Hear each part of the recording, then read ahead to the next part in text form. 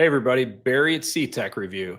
Got an industry update today. A lot to talk about, a lot of things changing in the marketplace, from Ram trucks for 2026 orders changing, some things opening up, Toyota updates on the Tundra.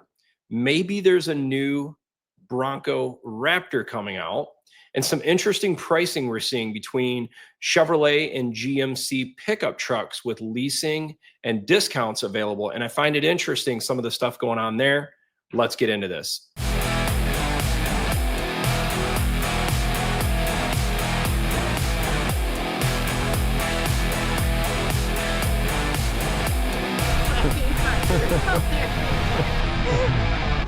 All right, so let's first start with the fun stuff. The 2026 Ram 1500 RHO and standard Ram 1500. Builds for the 2026 Ram 1500 has been open for a while now, but now the website is live and active.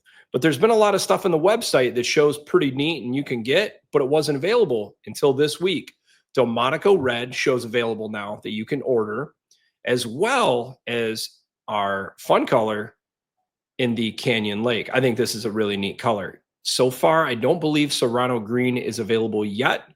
It still says late availability. Some other changes that I'm told are not available quite yet are on the Rebel with the 5.7 liter Hemi V8. And actually, this just posted here a few hours ago. If you're interested in ordering a Ram 1500, Anthony Boy over at markdodge.net, they just mentioned they're keeping everybody up to date on the Ram RHO forum. So that's kind of cool. So if you're in the market and wanting a RHO for 2026, you want to get your 100,000 mile warranty. There was also a topic on this recently when I just did the review on the 2026 Ram 1500 RHO. The window sticker still showed 60,000 miles. Confirm with the dealership, confirm with Mark Dodge. If you do order one of these before September 2nd of 2025, I'm being told right now you are going to get the 100,000 mile powertrain warranty. There's a high likelihood this is going to get extended beyond this, but at least that's what they're showing at the moment. Another thing is really interesting. Friends over at Car and Driver just released these spy photos recently today of a Ford Bronco Sport with some different upgrades on it. And I find this pretty interesting. I'm wondering if we're going to see the Raptor variant opening up into other vehicles that it hasn't been before. It's always just been F-150 Raptor, and then that went over into Bronco Raptor and then Ranger Raptor. This will be a whole different segment, and I really hope they bring the game on this, because the Raptor legacy has always been about real high capability off-road vehicles. I've been saying for a while, I'd like to see Ford do a Ford Expedition Raptor, a true one, not just like a trimmer version, but like we're talking extended travel, suspension, maybe high output performance in engines, crazy off-road capability. I think that'd be sick. I've also thought, could you imagine a Raptor Super Duty on 37s where you're not giving up towing capabilities? You still got 20,000 pounds of towing with the V8, but some insane off-road capabilities. I thought that'd be neat. But I'm wondering if there's a chance that this is actually going to go into more an affordable Ford vehicle, and this is the Bronco Sport. What's interesting is it looks like this has got the all-new KM3 BFG mud terrain tires. But what I was kind of looking at is, when I think of Raptor, I think of extended travel suspension. I think of skid plates, bigger tires, bigger shocks. And I was looking over these photos, and you can definitely see they've got a different exhaust system on this. You can clearly see different recovery points on the bumpers, front and rear. It looks like they're doing some sort of rocker protection panels there. But when you look at these lower control arms, they're definitely, it's jacked up. You can tell, and especially a side profile, you could see taller springs, pretty aggressive skid plate for a Bronco Sport. So that's kind of interesting. And then you kind of got like that bushwhacker plastic front flares. I don't know. Maybe they're just trying to get a feel from people, but it does have legit Raptor badges on this. So I wonder if they're just trying to get a feel out there for the hype, or people excited about this. I'm probably not their ideal customer for someone like this, but if this is affordable and they're trying to want to get people in like an affordable little off-road, SUV, that's cool. I'm in all for like giving people more off-road opportunity. And this thing might be pretty capable being how small it is. So that's kind of interesting. The other thing I've been monitoring is used car prices and new car pricing trends. We've been hearing a lot about for the last year or so that prices are going to drop 35% MSRP. At the time of this video, July 24th, 2025, we still haven't seen any price reductions in MSRP, but we have started seeing discounts from dealerships offering and then some small discounts from the manufacturer. But here's something that's interesting. Car Gurus actually shows in the last 30 days, used prices actually went up. So that's kind of interesting. And then I actually looked at what is going up. I'm going to kind of show you this. Porsche, an X1, Santa Fe Hybrid, BMW, Lexus. You know, in 30 days, when you start seeing 3% increases in 30 days, that's a big number. You know, if you extended that out for 10 months, you could see a 30% increase, a month over month increase. So that's kind of interesting. And then what prices went down? Lincoln, not really surprised. Chrysler, Vans, what changes have they really made? Land Rover, check this out, the Prologue, because the Prologue, it's interesting, a price reduction, because I've actually heard they've been outselling the General Motors variant, because I don't know if you're familiar, but GM makes the Prologue for Honda. So that's kind of interesting. And then the EV9 and then the Mustang Mach-E. So it'll be interesting to see what these look like in a few months when the EV tax incentives disappear. If this changes, do these go up? Do they go down? I don't know. I think we're going to see some changes there. And then when we go over to, I thought this was also pretty interesting. I want to kind of show you guys this. If we go to, let's just go from December to now, update chart. So when you look at this from December of last year to now, all we're seeing is pricing going up. So it's not went up. And if we go back even, let's go back even further. Let's go all the way back to July of last year. Pretty darn close, actually. In the last year, there was a big dip at the beginning part of the year. But then now it's kind of recovered. So when we go to year to date, so definitely prices have went up, and you can kind of see here's by market. I find some of this stuff interesting. If we go year to date, look at convertibles. They're up quite a bit. Coupes, pickup trucks are even up 30%, or sorry, 2.7% in the last 90 days. But look at vans going down, wagons going down. Acura is doing pretty good. Which one's hurting? Bentley's down a lot. Fiat down. Hyundai's up. Honda's up. Look at Ineos, that's electric. Lexus is up 12.3%. Wow, Maserati's up. McLaren's up 51%. Wow, so there's some big movers here. Rolls-Royce is down.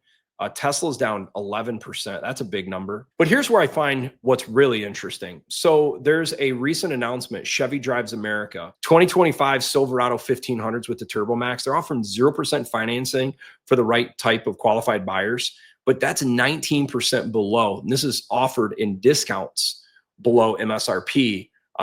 So that's kind of interesting that they're using that terminology. But here's the other side of this. With the Turbomax, this is what I want you guys to look at. When you think about Chevrolet versus GMC, GMC's always kind of been that just small step in price and just little features above Chevrolet. Not a lot, but let's say call it 5% more. It's $369 a month for a 2025 Silverado 1500 short bed crew cab Turbomax motor. Okay, $369 ultra low mileage lease. We go over to GMC's website. First thing we notice is this is 20% below MSRP for the same truck versus a Silverado. It's even the same color in a photo. That's 19% below MSRP, but the GMC is 20%. And what I like about the GMC Elevation is this is actually a nice trim package. It's got a nicer interior than the base models, and it's got LED headlights. So this is actually a more premium truck at a lower price. That's interesting. But then check this out.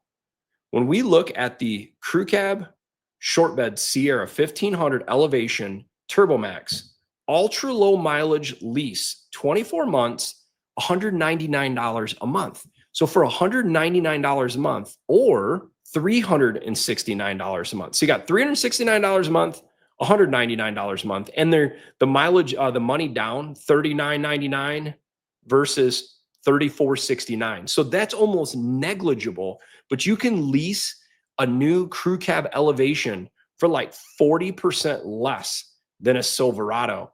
This is a heck of a deal. I mean, I never thought I'd see a $200 lease payment on a truck ever again. This is one of the best lease deals I've seen in a while. So, and I know some people are saying, hey, I'd never take a 4-cylinder turbo in a truck. I get it. No, I get it. I love a V8 too, but I'm gonna tell you right now, I've drove a lot of these Turbomaxes. They impress me. Great low end performance. And I know a lot of people with them that have been really happy, especially if you're towing like under 7,000 pound trailers. I know contractors running these things around with small enclosed trailers for 3-4 years, and they're loving these things. So I find that really interesting. $200 a month or $369 for the Silverado version. So I wonder if GMC has got more inventory and that's why they're doing it. Anyhow, it kind of caught me off guard on there. Lastly, a friend Tim over at Pickup Trucks Plus Talk, as well as TRD John, they were talking recently this week about the 2026 Toyota Tundra, some of the updates coming. This is well received and everybody's looking forward to this. The new color is so sweet. I think that's a really neat looking color. That should do well. This interior and some of the upgrades and fit and finishes is definitely going to be well received. I know it's some of the things I've noticed when I look at the interior of the Toyotas. I'm like, I like that they've got a lot of physical buttons. I like the center console shifter. I actually like the infotainment. The center stack display seems to work pretty well. Overall, I like the interior. Just felt a little plasticky, a little outdated. So I think these 2026 changes are going to be great. Now the Tundra TRD Pro getting the isodynamic seats out of the Tacoma. Man, that's super cool. I've sat on them. I think they're neat. I think they look neat. The question will be is how much leg room do you lose here? Is it 2 to 3 inches? Is it 4 inches? The Tundra could get away with it a little bit more than a Tacoma. The Tacoma's really small back there with those seats, but that's a really cool feature. I still find it interesting that Toyota spends all this money in development and making a very fancy seat. I'd rather have a basic seat and put that money in development into a more off-road inspired long travel suspension. That would be really cool. But hey, at least they're offering it and now it's going to be an option. And then here's another great thing. I am so glad to see they went to the larger 32-gallon gas tank, because a 22-gallon gas tank in a full-size truck, when you're towing, getting say 7 miles per gallon. So imagine 7 miles per gallon and 22 gallons. You got 145 miles of range towing, but your fuel light's going to come on at about 80 miles. You're going to get 80 miles and your fuel light's going to come on. So this, for the guys that use their trucks for towing, I think that's a huge thing, that people will really like that. And as I mentioned, that Wavemaker color is just, yeah, it's cool. I'll be curious to see what other changes are done. You know, I know there's been some heat around Toyota and engine issues, and some people say the issues have went away. Some people say they're not. But overall, I'm really glad to see what Toyota's bringing some changes for 2026 model year and just kind of making some finishing touches and upgrades. Who's going to be really due for some upgrades? Right here, guys. Man, you know, if you watch the channel, I'm a Ford guy. I like Ford trucks, even though I'm running Rams, and actually the garage is still filled with mostly Ford products. But Ford, man, they got their work cut out for 2020, the rest of 25 and 26 model year. They're over 85 recalls as a brand right now. Some people think they'll hit 100 recalls in one calendar year. I hope that's not the case. I know them coming into this, they knew that they were going to have some quality issues they need to work through, but it's going to be interesting. They're going to need some either really good pricing to compete against some of the changes coming with the new Toyota, with the Ram, with the new Hurricane powertrain, Ram Chargers coming. I'll be really curious to see Ford's answer for 26 model year. I can't wait to see when they release some of this stuff. So, hey, anyhow, guys, I wanted to get this out to you. Some exciting news on some of the different brands. Hey, if you like the video, feel free to like and subscribe. Thanks for watching.